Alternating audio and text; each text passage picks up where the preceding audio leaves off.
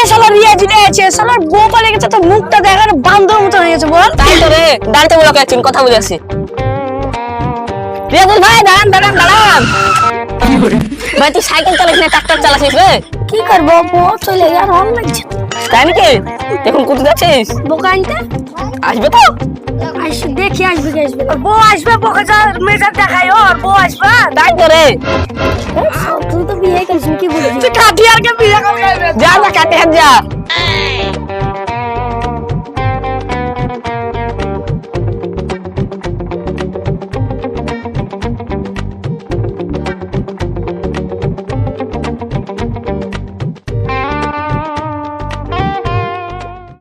শ্বশুর আব্বা, ও শ্বশুর আব্বা।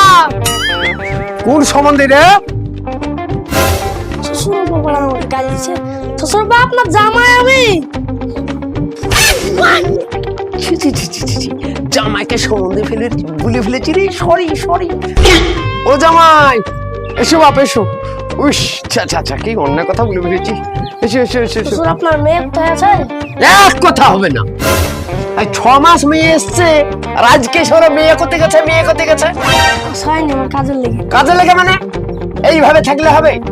মেয়ে রাগ করে চলে আসতেই পারে, তাই বলে তোমার আসা দরকার ছিল না?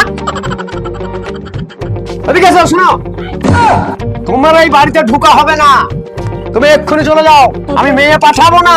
মেয়েকে দিন আমি চলে যাবো। না, 6 মাস ধরে মেয়ে পুষছি, এখন আমি জীবন ভর পুষবো, চিন্তা করো না। তোমার শাশুড়ি বোম্বে চলে গেছে, তাও আমি হিমশিম করিনি।